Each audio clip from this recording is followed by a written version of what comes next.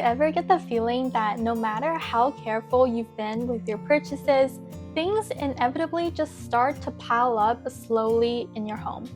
You don't remember making any large purchases, yet at the end of the month, you still end up with a sizable credit card bill. The best way to tackle these problems is to do a very honest review of all your spendings on a regular basis.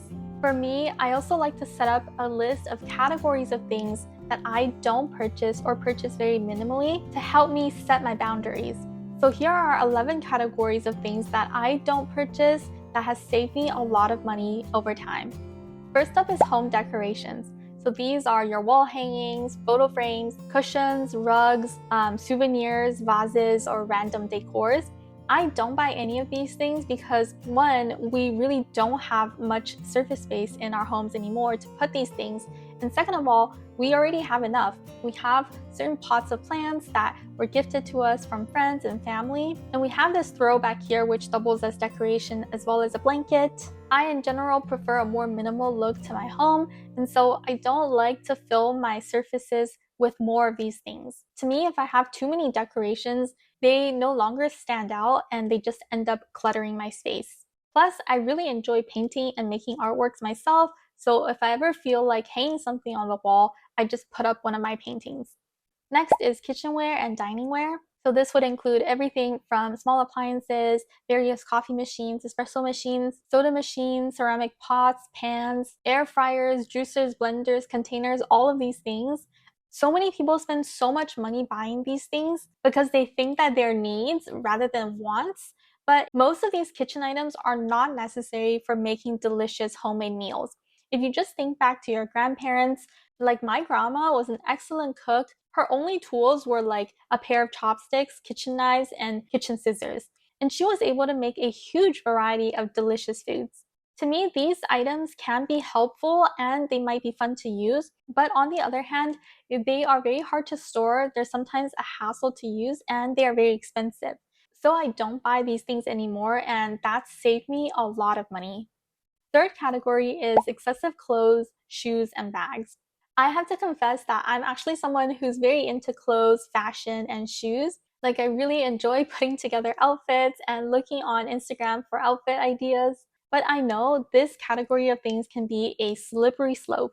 Especially with all the fast fashion and cheap options out there, we end up spending way too much on clothes, shoes, and bags.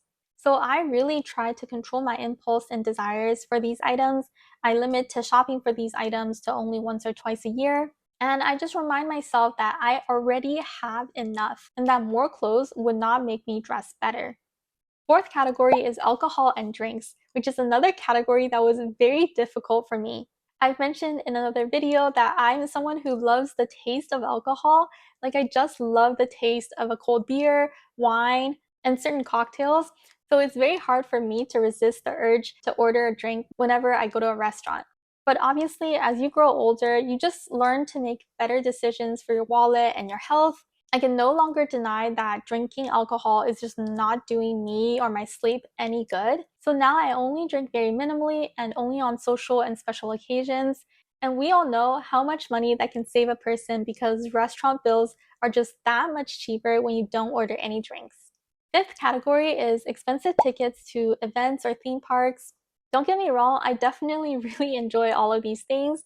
I love going to theme parks. Back when I was in LA, I loved Disneyland. I enjoy live music and events, but I know most of these things are super pricey. And so what I do is mostly just go to free events, and there's a lot of like free live music out there. And back when I worked in corporate, there used to be a lot of like free tickets to ball games and theme parks. So I feel like I've gotten a good taste of them. It's not like I need to go to them on a regular basis. Plus, I like to remind myself that I'm already very lucky to be able to listen to free music on YouTube, as well as sometimes I make my own music, so I don't always need to go to expensive festivals or events. The next category is expensive electronics and upgrades. Companies nowadays want us to purchase their electronics as if they're consumables that can be used up in a year or two. But we have to remember that electronics are not consumables. We are supposed to buy them once and they're supposed to last us for like 10, 20, 30 years. So I personally try my best not to buy these upgrades and to just be very careful when I'm using my electronics so that I can extend the life of them.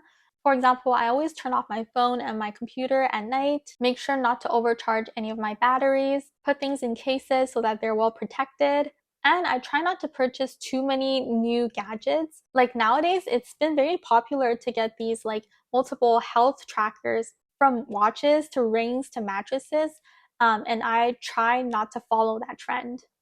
The seventh category that I don't purchase are luxury items that are only for show. These can be anything from watches, shoes, bags, to even household appliances. We all know that brand name items are just super expensive, but they don't necessarily provide higher quality than others.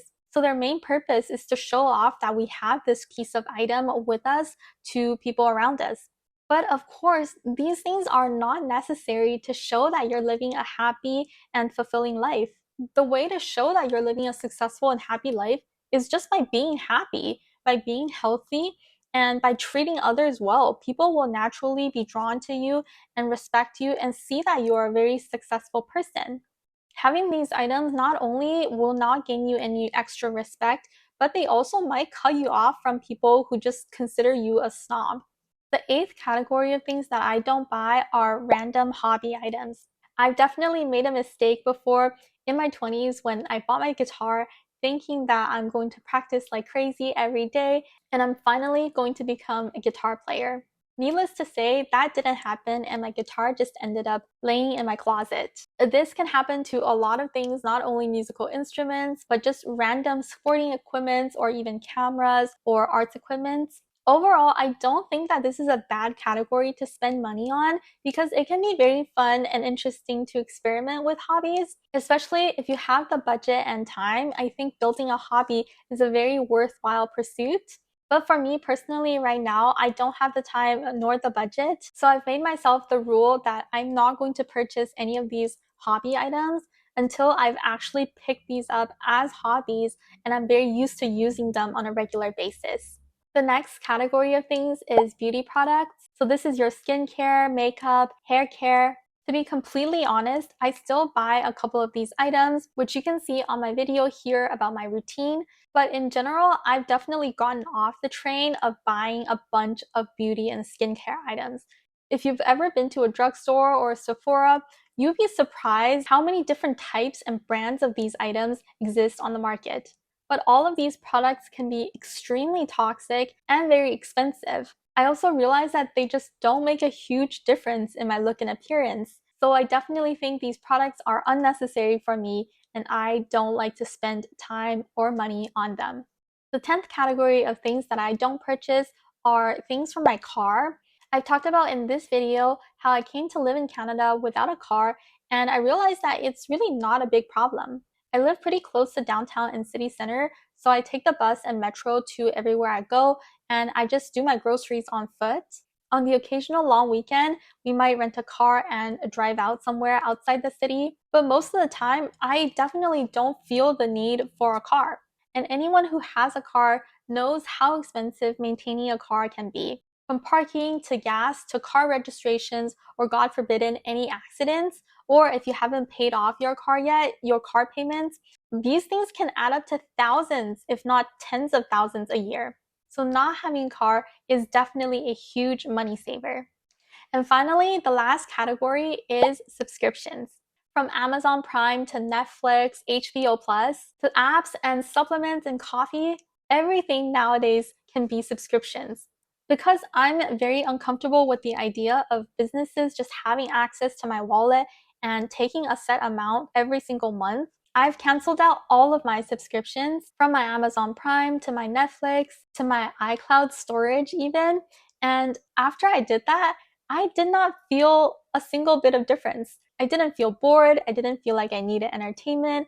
I didn't feel like my standard of living went down at all. My longest subscription was probably iClouds, which was like 99 cents per month, so just $1, and I've let it slip and had it on for like 3 years. Apple sends you these red notifications to get iCloud backup, and they make you feel like it's a huge emergency, but I already back up my photos and video footages on an external drive, so there's absolutely no point in me paying them $12 every year for their service. Now, I don't want to make it seem like my list of categories should apply to everyone.